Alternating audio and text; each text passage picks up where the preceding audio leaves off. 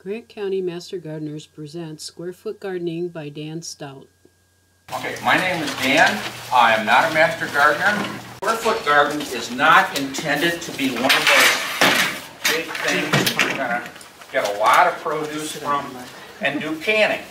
You're not going to get, bushels of tomatoes or anything like that.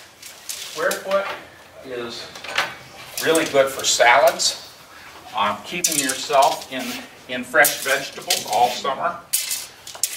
And if you've got, say, multiple people in the family, excuse me, you can make multiple beds. Okay.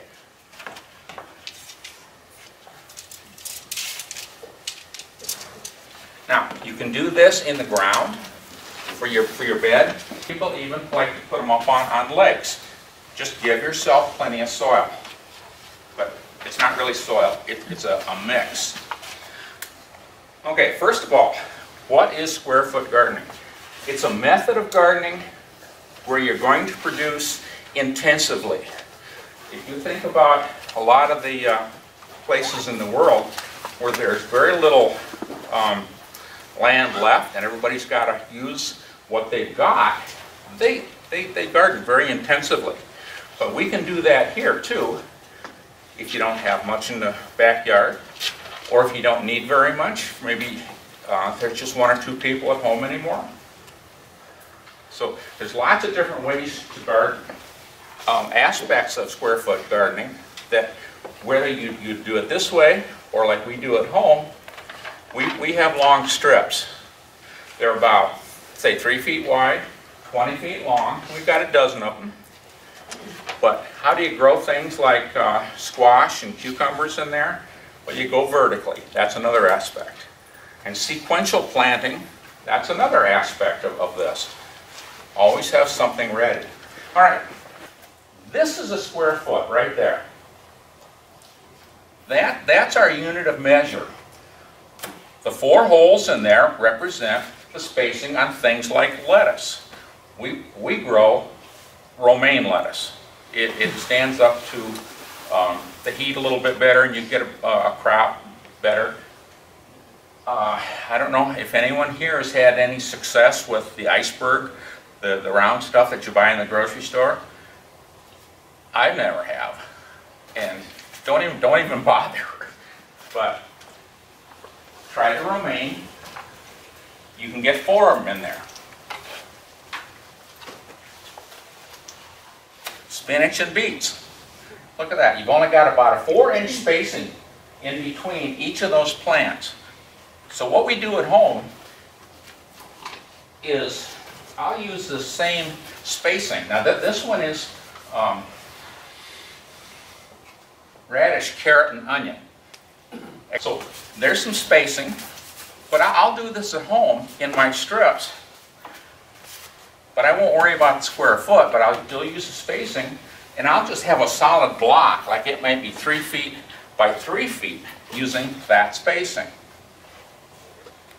Okay, let's say I'm putting in one of the cole crops, like cabbage, broccoli, cauliflower, something like that, peppers, onion, or excuse me, eggplant, tomato, and you say, now how am I going to get tomato in 1 square foot here? Well, I have a commercial gardener near me. The guy grows tomatoes in a hoop house, and he's already got them planted. He planted them a week and a half ago in the ground. They were nice big plants, and what he does is plants them so that there's only about this much sticking up, and everything along that other part of the stem is going to put out roots. And he does have hot water pipes from his wood burner.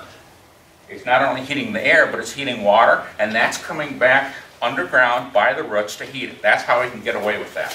But he's putting 1 tomato every foot. And you can do that too if you put it on the north side and give it something to climb on. All right, so what are you going to climb on in our bed right here? Okay, this is a piece of T-post. You can see the The T, it's used for woven wire fences. You can buy them at Farm and Fleet, probably up at Gasser Hardware, Tyson Hardware, wherever. We have some that we just use for our pole beans every year. We put them in, we put up some woven wire fence, clip it up, and at the end of the season, we clean everything off of it, unclip it, roll it up, put it back in the windbreak. We pull our posts out. Okay, but these, let's say that I'm on the north side. I will drive this in with my post hole driver, and you can either put strings across there, or like we did at my dad's house, he's got a patio out back. We put in those really tall T-posts, because you can get these things 7.5 feet tall. We got a piece of PVC, and this is of course way up in the air like this. We slip this down over the top of it. This is about an inch and a half, inch and a quarter, whatever it takes. Okay? This is PVC. It's very cheap. It's lightweight. It's easy to work with. And for your strings, come along here with a saw. Just put a little cut in about every 6 inches. And that way they won't slide around in the wind when you get vines and everything on here for, say, beans. And you'll have to anchor them at the bottom, maybe put a 2x4 down there and staple it at the bottom. Now, another way to do this is to use an electric fence post like that. Now, of course, for electric fence, these things have insulators on them. But to drive these things in, sure, you can step on that little triangle V thing down there. This is a lot easier. Just drive that thing in. Okay, and I put it in about right past the anchor there. And then just slip your PVC, a smaller diameter, over the top. Now this is not PVC, this is something different. The PVC is white. All this stuff is really quite cheap. For instance, a 10-foot, 3/4 inch diameter PVC pipe is like $1.75 maybe. So it's really quite cheap. Why are you putting it on the north side? Because of the shading from the sun? Correct. Okay. Because I don't want anything I've got growing on the north side here casting a shadow over everything else. Because one of the things about locating a garden, no matter whether it's square foot or any garden you might want to put in, is 6 to 8 hours minimum of sun. The more you can get, the better. Okay, one of the other aspects of garden location is drainage. You never want to have your garden where the water is going to kind of sit and your plants end up with wet roots. A third consideration is trees. You may be 20 feet out, but if it's a 40-foot tree, those roots they're out here sucking moisture, nutrients, and everything from your garden. And now perhaps the most important thing about locating any garden is proximity. You want this thing as close to your back door as you can possibly locate it and still satisfy everything else. Because if you have to drive out into the country or go 3-4 blocks away to do your gardening, it's just not going to happen as often. If it's right outside, you're going to take care of that garden. And it doesn't take a whole lot to take care of this type of garden, because once you get past the first year and you've got it dug up, tilled up, whatever, this is your primary tillage tool right there. You don't have to get any more expensive, any more dramatic, any heavier than this. Stick that in there, turn them over. And 2 of these things together are fantastic when you want to go out and divide any of your perennials. Daylilies. Dig them up, get that chunk, shove these things in right next to each other, pry them right apart. Okay, so Your garden fork is a great tool, and it's the heaviest thing you're going to need here. Okay, weeding.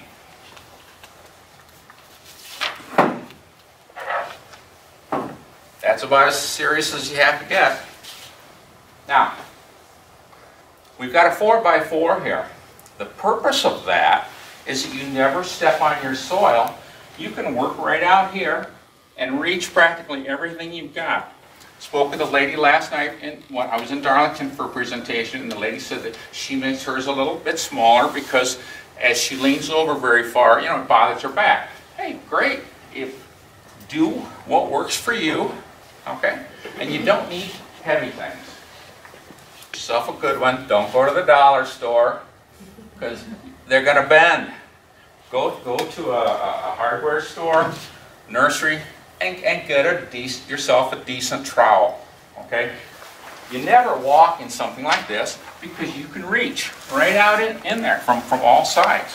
If you're going to have multiples of this, just leave yourself a nice little walkway through here that maybe you'll mow it, or maybe you'll come through and you'll put down some wood mulch on it. Whatever, just keep the weeds down. Dan, one question I had is this a raised bed, or can you do it either way? You can do it either way.